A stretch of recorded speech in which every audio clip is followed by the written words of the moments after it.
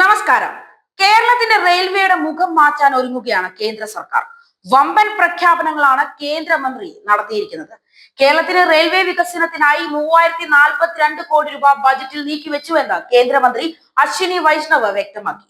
UPA ഭരണകാലത്തേക്കാൾ 8 ഇരട്ടി അധികമാണ് ഇത്. 35 റെയിൽവേ സ്റ്റേഷനുകൾ നവീകരിക്കുന്നു. നിലവിലുള്ള 2 വന്ദേ ഭാരത് ട്രെയിനുകൾക്ക് മികച്ച പ്രതികരണം ലഭിക്കുന്നുവെന്നും റെയിൽവേ മന്ത്രി കൂട്ടിച്ചേർത്തു. കേരളത്തിനായി നിലമ്പൂർ നഞ്ചൻകോട് പദ്ധതി നടത്തിപ്പിലാണ്. വന്ദേ ഭാരത് സ്ലീപ്പർ ട്രെയിനുകൾ ഉടനെത്തും. കേരളത്തിലേക്ക് കൂടുതൽ ട്രെയിനുകൾ എത്തിക്കുന്നത് പരിഗണനയിലാണ് എന്നും മന്ത്രി കൂട്ടിച്ചേർത്തു. ശബരി റെയിൽവേ പാതയുടെ കാര്യത്തിൽ ത്രികക്ഷി കരാറിൽ ഏർപ്പെടാൻ സംസ്ഥാനത്തോട് ആവശ്യപ്പെട്ടിരുന്നുവെങ്കിലും സംസ്ഥാന സർക്കാരിന്റെ മറുപടി ലഭിച്ചിട്ടില്ല എന്നും അശ്വിനി വൈഷ്ണവ് പറഞ്ഞു.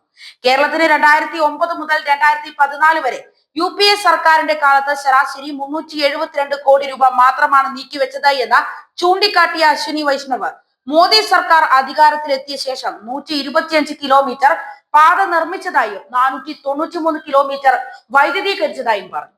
സംസ്ഥാനത്തെ പാത പൂർണ്ണമായും വൈദ്യുതീകരിച്ചുവെന്നും അദ്ദേഹം അറിയിച്ചു. കേരളത്തിലെ 35 സ്റ്റേഷനുകൾ അമൃത് സ്റ്റേഷനുകളായി വികസിപ്പിക്കുന്നതിന് 2560 കോടി രൂപ ചെലവഴിച്ചു.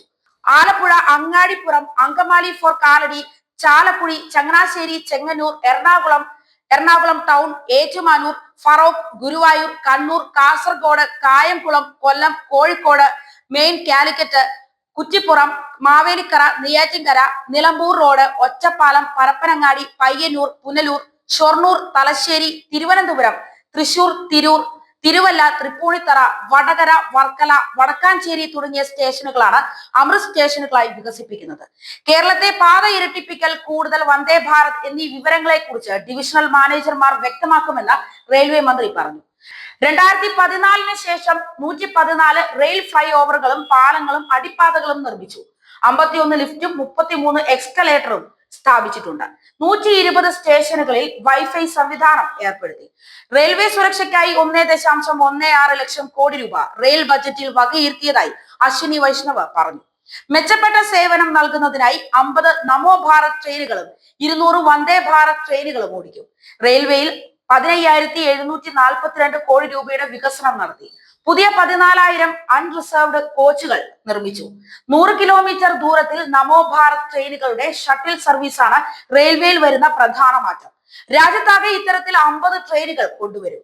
200 പുതിയ വന്ദേ ഭാരത് ട്രെയിനുകളും 100 പുതിയ അമൃത് ഭാരത് ട്രെയിനുകളും കൊണ്ടുവരുമെന്നും അദ്ദേഹം ന്യൂഡൽഹിയിൽ വാർത്താ സമ്മേളനത്തിൽ അറിയിച്ചു.